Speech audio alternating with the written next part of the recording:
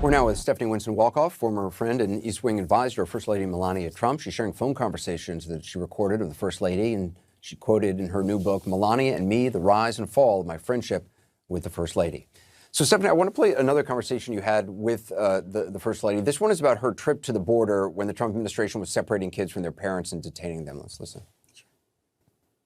All these kids that I met, they are here in the shelters because they were brought by it through coyotes, the people, or trafficking, and that's why they put them in jail. And the kids that they go in shelters, and the way they take care of them, it's, you know, they even said, the kids, they say, wow, I will have my own bed, I will sleep on the bed, I will have a cabinet for my clothes. It's so sad to hear it, but they didn't have that in their own countries. Right.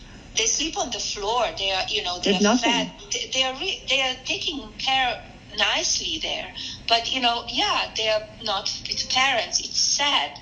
But when they come here alone or with coyotes or illegally, you know, you need to do something. Right. And a lot of like moms and kids, they are taught how to do it. They go over and they say like, oh, we will be killed by gang member. We will be, it's so dangerous. Mm-hmm. So they allowed to stay here. Do you understand? I do. And they're the ones that are the bad ones. Yeah, and they are not, you know, it's not true that they would, you know what I mean? Mm-hmm. Some of them, they're using that lines that, you know, they're not professional, but they are taught by other people what to say to come over and to, you know, to let them go, to stay here. Because, you know, they could easily stay in Mexico, but they don't want to stay in Mexico because Mexico doesn't take care of them the same as America does. I mean, it's so fascinating to hear. Clearly, you know, people project things onto her about, well, she went down the border and she wore that shirt and it was a message, wore that jacket and it was a message. She thinks that they were happy to be in U.S. custody, and that all the stories about gang violence, which is, you know, huge throughout Central America, is just gaming the system. Well, the jacket was a means to an end. It was a publicity stunt, and it was to garner the attention of the press, to make sure that everyone was aware that Melania was going to the border.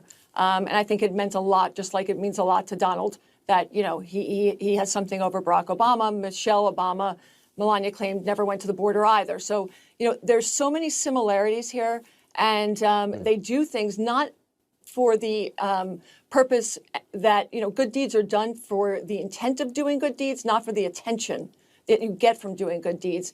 And unfortunately, this administration and the people around them and this family are only doing things that benefit them instead of all of these children and people that are suffering. I mean, we have a huge humanitarian crisis on our hands.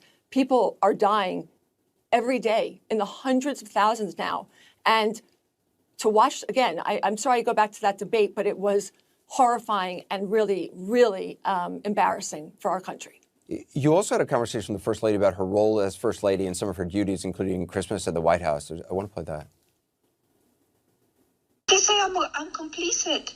I'm the same like him. I support him. I don't say enough. I don't do enough. No, where I am, I'm working like my ass off. I know. That Christmas stuff that, you know, who gives a about Christmas stuff and decoration, but I need to do it, right? Yeah, but imagine 100%. You have no choice. And then I do it, and I say that I'm working on Christmas, planning for the Christmas, and they said, oh, what about the children that they were separated? Give me a break.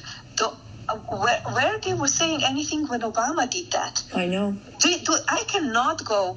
I was trying to get the kid reunited with the mom. I didn't have a chance. Needs to go through the process and through the law. But here's my thing. Hear what you just said. But instead of that, if your messaging, you were so loved. They would not do the story. We put it out. They would not do the story. I'm telling you. You would not believe it. They would not do the story because they would not do the story because they are against us because they're liberal media. Yeah, if I go to Fox, they will do the story. I don't want to go to Fox. It's so interesting. I mean, one, there's to hearing her being hostile toward, decorating the White House for Christmas, I certainly doesn't jibe with, the Fox whole idea. I mean, if we're talking about a war on Christmas, it's funny that she would be leading that. But certainly it's one of those traditional roles, and I don't know. It's fascinating to hear her talk like that. I think Melania has an internal conflict, and just back to the border for a moment. Yeah. I think that, as a mother, those maternal instincts in her were set off, and she really did care. But there is no husband to go home to, the leader of the free world, to discuss how she's feeling about that. So regardless of that, she steps in line and she, just decides that what she's heard and what she's been told is what the rule of law is in our country. And that's why I think, we are watching our democracy turn into a dictatorship at this point. And it's a brainwash type of cultish, people keep using that word so loosely, but, that's what I think of. And on the flip side, Melania, the traditions of First Lady and President have gone out the window with this couple. And I feel that if there were, there's so much that can be done. But again, no support, no understanding, and no. So she can't go to the president and talk to him at the end. They don't sit around and talk at the end of the day or have dinner as a family and discuss things that are going on. They do, but I think that the policy is going to rule out always, and Donald is in charge of that. Melania, again, as the person with more emotion than Donald. Has to, again, like I keep saying, it is about towing the line. Mm-hmm. That infamous jacket that she wore on her trip to the border, which said, I really don't care, I think.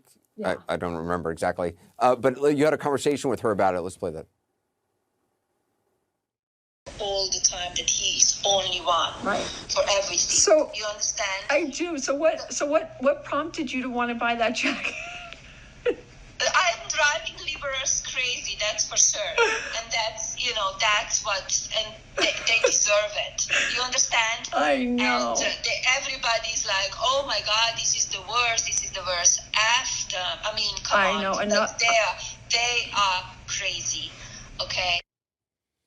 Because at the time, First Lady, Stephanie Grisham said, quote, "It's a jacket. There was no hidden message." So what was the message?